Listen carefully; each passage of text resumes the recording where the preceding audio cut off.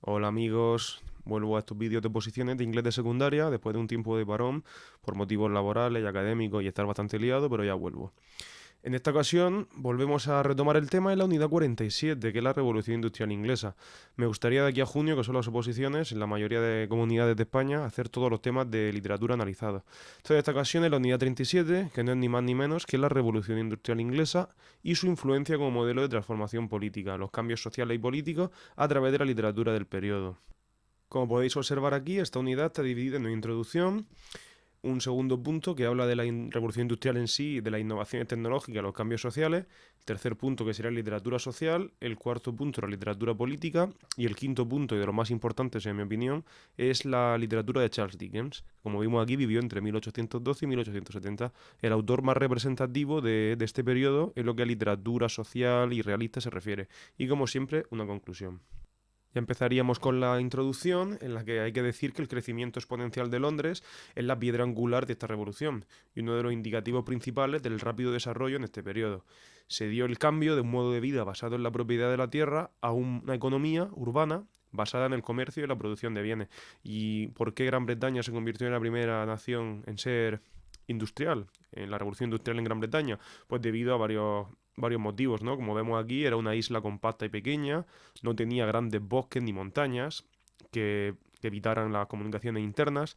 También estaba muy bien conectada al océano, con sus puertos, al océano Atlántico sobre todo, y también por la riqueza de sus materias primas, ¿no? El carbón, el hierro, minerales, y también su imperio colonial, que la proveía de materias primas también que luego eran manufacturadas en Inglaterra. También es de destacar que el país contaba con muchos clientes potenciales para sus bienes, ¿no? Tanto en el extranjero como en el propio país. Y las colonias inglesas de la India, como he dicho antes, las proveían de algodón puro que manufacturaban en Inglaterra.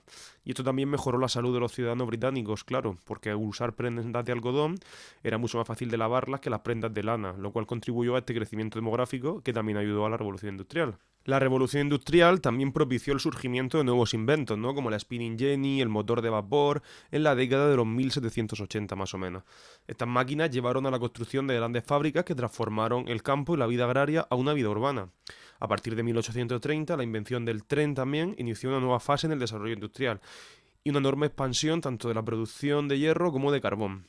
Y también lo más importante pues, de esta industria, de esta revolución, es la aparición de innovaciones tecnológicas, ¿no? Como por ejemplo el uso de nuevos materiales, como he dicho, el hierro y el acero, nuevas fuentes de energía, como el carbón y el vapor, nuevos modos de transporte, ¿no? Como el barco de vapor y el tren de vapor, la aplicación de la ciencia y la industria, que mejoró un montón la tecnología existente, mejoras en la agricultura, había más comida y formas más efectivas de producirla.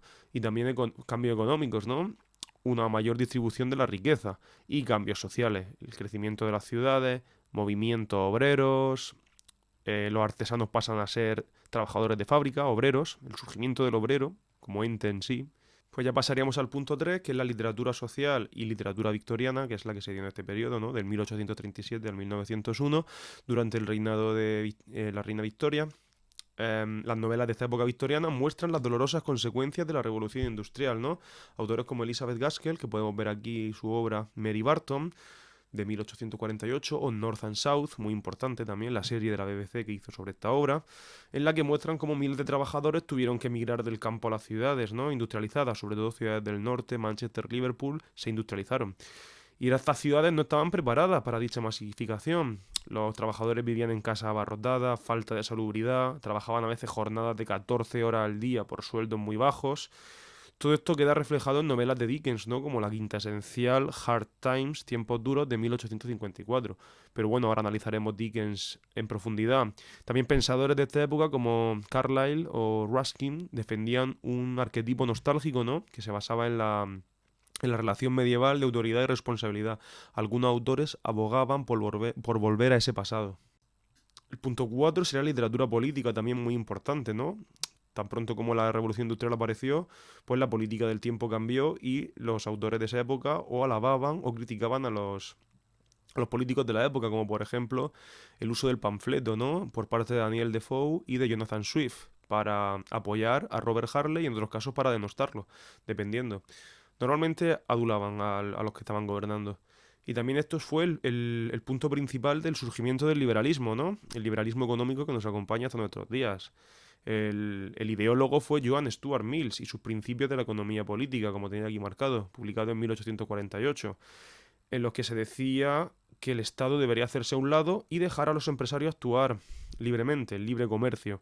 También Charles Darwin, El origen de las especies, de 1859, aplicado al darwinismo social, también el darwinismo aplicado a la economía, también podemos mencionar en el tema. También por los críticos, como he dicho antes, John Ruskin, Matthew Arnold, cuestionaron muchos de estos principios y de estas creencias aceptadas por todos, y fueron bastante críticos con la época. Otros autores también políticos son William Thackeray, ¿no? Con Vanity Fair, la feria de las vanidades. Iba a decir de las navidades, estamos ya casi en Navidad. También Charles Kingsley, con Gist, o el político que fue primer ministro Benjamin Disraeli, que escribió su mítica obra Tancredo, en 1847, que llegó a mencionarlo Rajoy también una vez en el Congreso de los Diputados.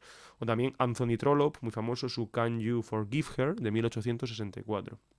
Y ya pasaríamos al punto 5, uno de los más importantes de esta unidad, que es Charles Dickens.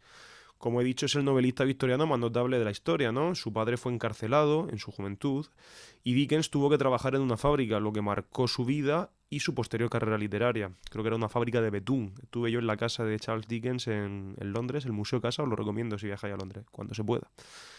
En primer lugar, se observa en sus obras una gran conciencia social, ¿no? Presente desde la comedia humorística de su ficción inicial, cuando se llamaba Boz, los sketches by Boz de 1836, se presentó con este seudónimo de Boz, B-O-Z.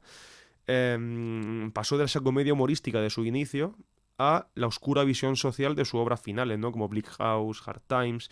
Dicha crítica se hacía hacia las condiciones de trabajo de los niños pobres, ¿no? Como en Oliver Twist, también al sistema educativo abusivo y fraudulento de la época, en Nicholas Nickleby.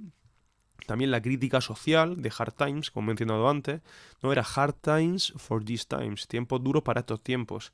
También un poco de crítica al Carlyle Signs of the Times, los signos de los tiempos. También el nuevo sistema de fábrica se criticaba en ese Hard Times, la organización social y los fallos del sistema, ¿no? En Bleak House, la crítica al sistema judicial. Algunos críticos literarios, como el famoso Terry Eagleton, han propuesto que las obras de Dickens forman un conjunto con rasgos tan distintivos que hacen como si los mundos individuales de cada novela formaran un continuo espacio-tiempo, ¿no? Como un universo dickensiano. También siempre es interesante analizar las características de un autor, ¿no? Por ejemplo, las características del realismo crudo de Dickens, del hiperrealismo que han llamado algunos, sería en primer lugar la crudeza de sus argumentos, la irrealidad de sus personajes, en tercer lugar la libertad de estilo, utiliza muchos estilos y tonos, registros diferentes, dependiendo del personaje. También el hecho de que eran novelas por entregas, ¿no? Y esto también a veces resultaba en que había mucho relleno, porque cada semana o cada mes había que publicar y son novelas muy largas al final. Mucho argumento, un ritmo lento a veces. También el punto 5, ¿no? El interés por las reformas sociales. Podríamos decirle que defendía los intereses de los obreros y buscaba un cambio en la sociedad, Dickens. El estilo periodístico, ¿no? Empezó como un periodista y eso también le aportó el estilo humorístico de su inicio. A veces hay bastante humor en la obra, ¿no? Humor un poco negro, pero hay humor. Y también el punto 7, su gran imaginación, ¿no? Se mostraba en la variedad de personalidades. También en octavo lugar el patetismo, ¿no? Que en inglés se dice el pathos, el pathos. La compasión que sientas hacia sus personajes, muchas veces los trata con compasión. También el punto 9, ¿no? Dickens explota las relaciones entre los personajes y su ambiente, ¿no? El ambiente marca mucho a los personajes. Por ejemplo, si un niño es pobre, nacido en un orfanato, pues eso le va a marcar a su futuro, está claro. Y por último, el retrato que hizo Dickens del Londres de su época, ¿no? Un Londres proteico, un Londres en constante cambio y en movimiento. La ciudad más importante, ¿no? Del siglo XIX y la ciudad que más creció, el centro de su obra.